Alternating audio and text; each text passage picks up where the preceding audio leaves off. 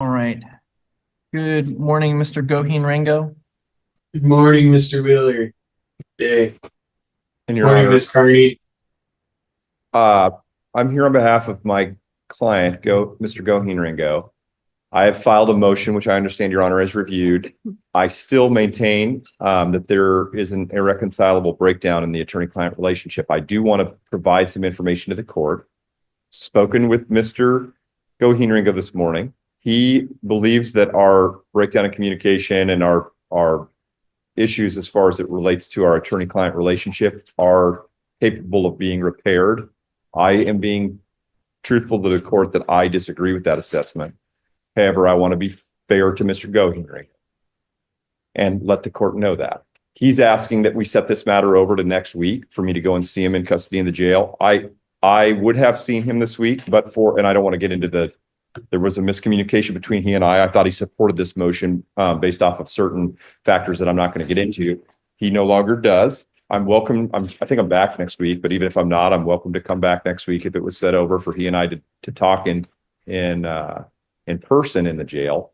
I do not believe, I don't have a good faith basis that any discussion that he and I have will change my position as to the breakdown, particularly relating to one issue that I'm not capable of ethically discussing with Your Honor, and a second issue which was discussed in open court relating to my or to the client's belief that I've waived attorney-client privilege. I believe that raises an unwaivable conflict, which I've already been frank with the client about. That being said, he's also asked me potentially about moving forward pro se. I have strongly advised him against that. I don't believe it's a good idea for any client to represent themselves, but he also has a significant experience with litigation. He's been in jury trials, I think, and as well has had lengthy, time to basically research these matters in the law library. We are here today. I'm still supporting a motion to withdraw, and I just wanted to provide Mr. Gohan Ringo's perspective to the court. So I don't know if he wants to speak or not.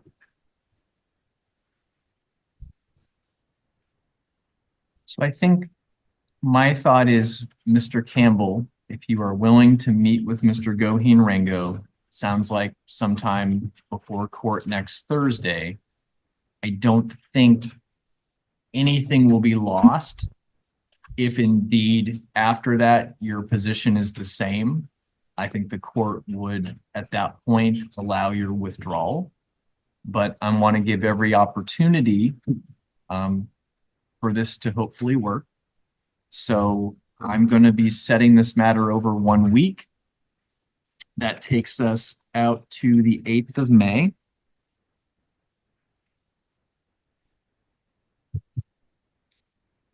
And Your Honor, I haven't reviewed the matter for speedy trial issues this morning, so I'm not sure. I think the waiver was to the 14th of April. Mr. Gohan Ringo is not being held on any of our cases. He's in a 90-day speedy trial with commencement dates, I want to say on the 24th of April.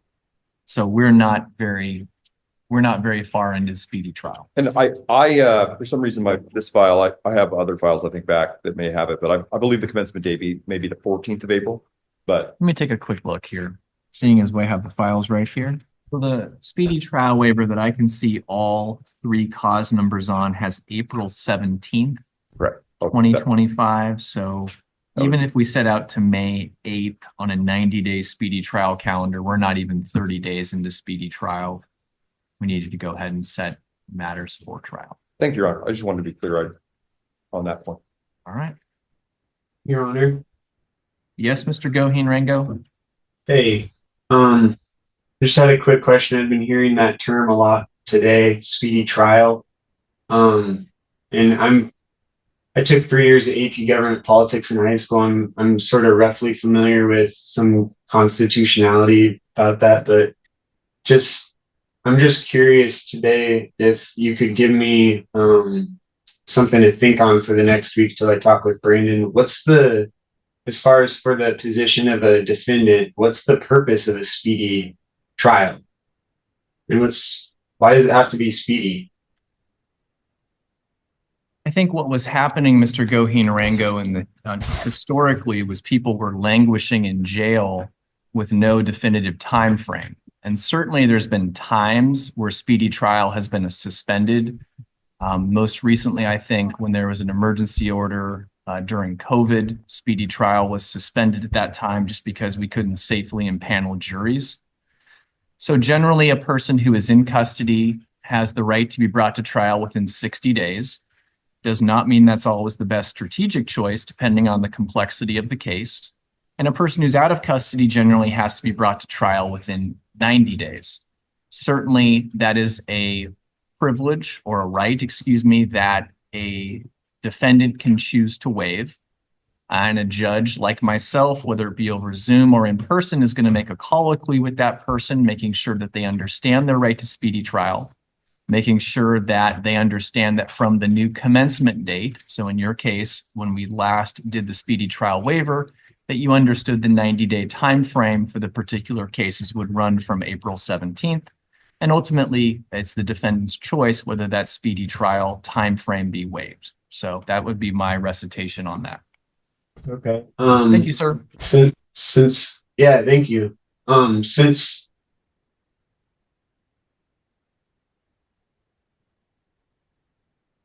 Can you hear me? Oh, sorry, I got muted there for a second.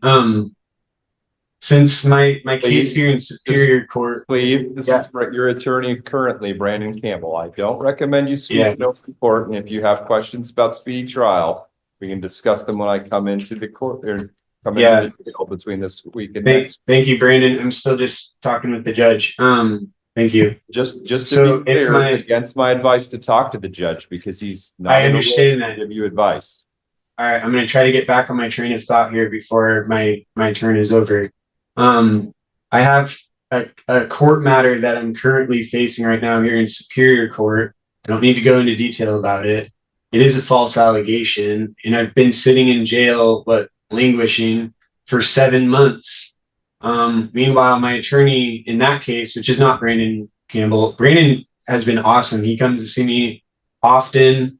He's seen me more times in the short amount of time that he's been my attorney than twice the amount of time than my other attorney who refuses to come and see. It's been 5.5 months since she's been here to see me.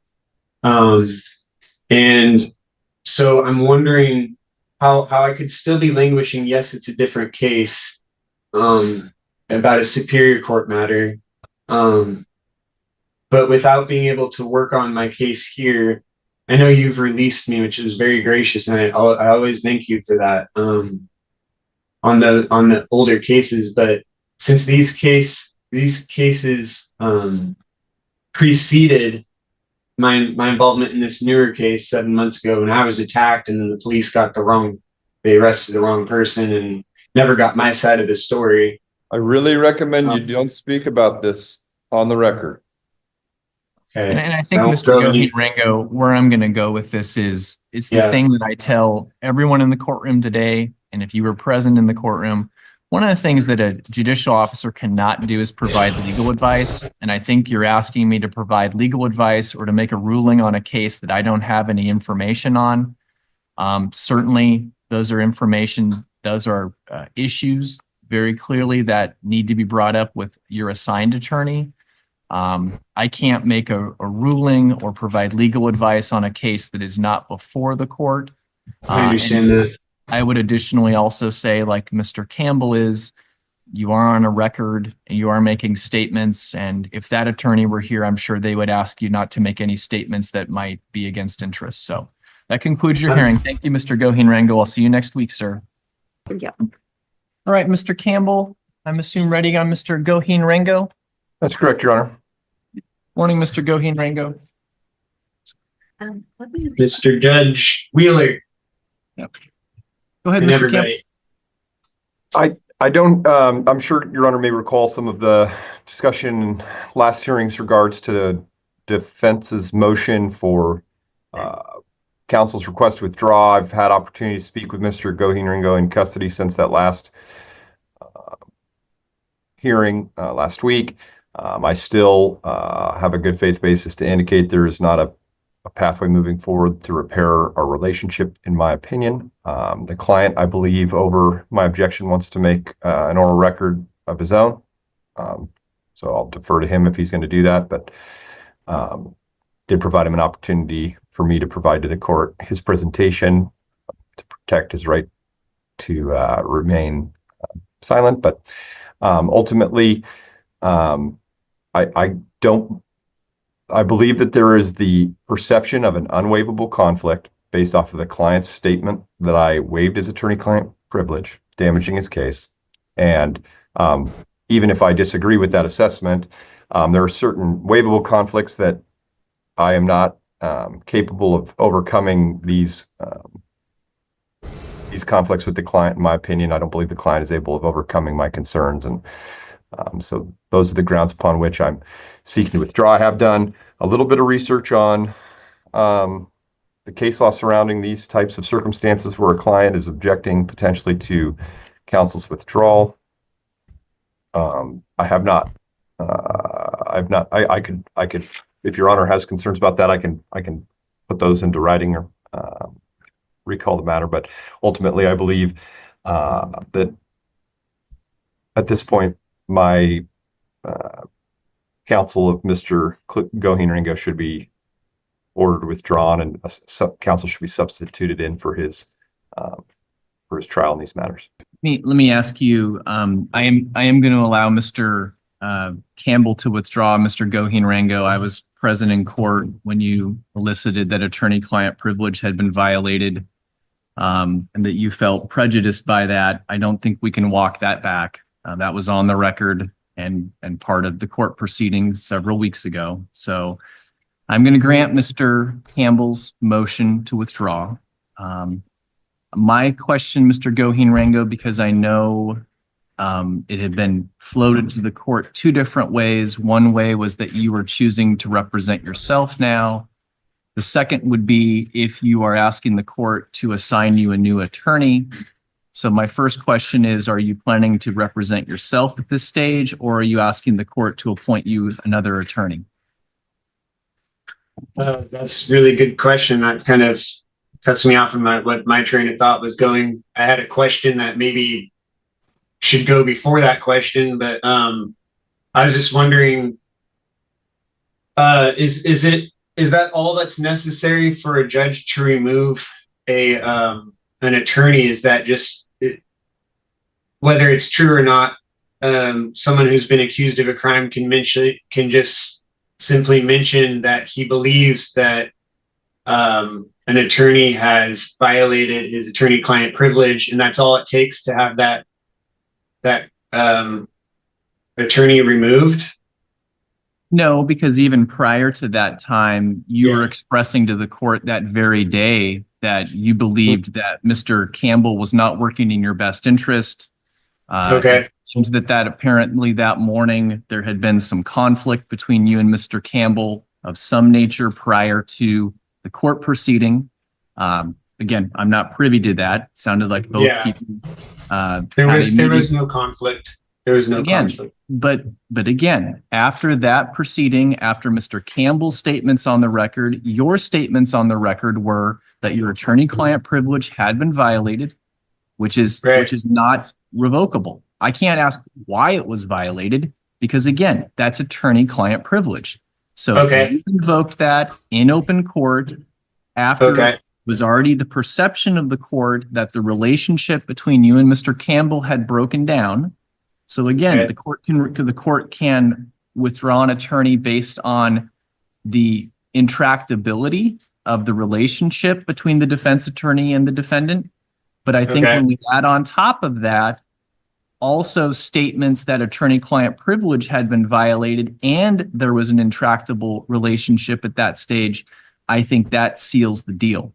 So I didn't know. I definitely wouldn't have said those things had I known that this would be the consequence. My concern with it, if I can recollect where my train of thought was that day, was I thought he had mentioned a few details that I didn't want mentioned on the court. I think if I went back, and again, we're not going to go into that today, because if indeed those details were subject to attorney-client privilege, we're not going to restate them and point out to them which ones you thought they were, because again, you would be you'd be invoking things that you said were privileged to the court on the record in open court. Okay. So where we are going with this is a very simple question. Are you Yeah. asking to represent yourself moving forward, or are you asking the court to assign you another attorney? I think I would like to be assigned an attorney. Now hold on. Actually, if I represent myself, will I have facilities to be able to do that while I'm in custody here, or can I be sent a packet on instruction how to you know how to do this? Because I don't know. Might be interested in that. The court cannot provide you materials in good conscience that are not already available at the Clark County Jail and what is provided there.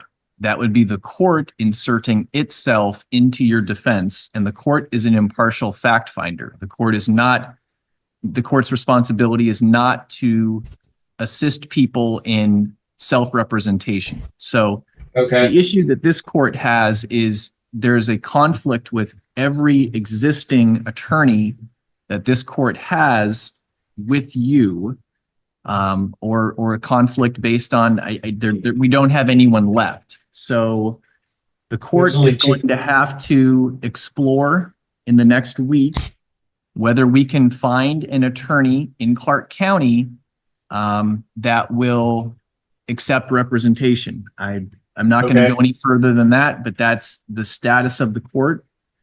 So I think we're going to Okay. have to set this matter over 1 week, and the court will have to reach out and determine if we can find counsel. Yes, Mr. Gohan. Is there there's a few attorneys that my mom's been supporting me throughout all this. She's been in contact with. Would it be possible to have them apply personally, or is it just only on the court's behalf to go seek one out? In other words, can one volunteer, one that we've been talking with, or? Would have to be a licensed attorney Of course, yeah. in the state of Washington that has some background in criminal defense. I'm certainly not Okay. going to have a tax attorney in here trying to navigate a jury trial. Yeah. But if there is an attorney that you are aware of that is wanting to accept your defense or availability Yes, in court, that's where we'll go. But Okay. So, and then they just have to show up, or on the Zoom or in person on the next setting. they would have to contact the court prior to the next setting. The court would have Oh. to vet whomever this is, vet Yeah. their availability and so forth. So Okay. it can't be a surprise guest behind door number 3. It has to be someone who has contacted the court. We're going to see you again next Thursday in 7 days. And we'll see what we can do. Okay. And Your Honor, All right. Thank you, Your Honor. I just wanted to check our speedy. I don't have the commencement right in front of me. I want to say is April 17th. Okay. So we are going to be 30 days elapsed. Right, Mr. okay. Gohan Ringo is not being held on these matters. Let me look though. I remember that the waiver, let's see.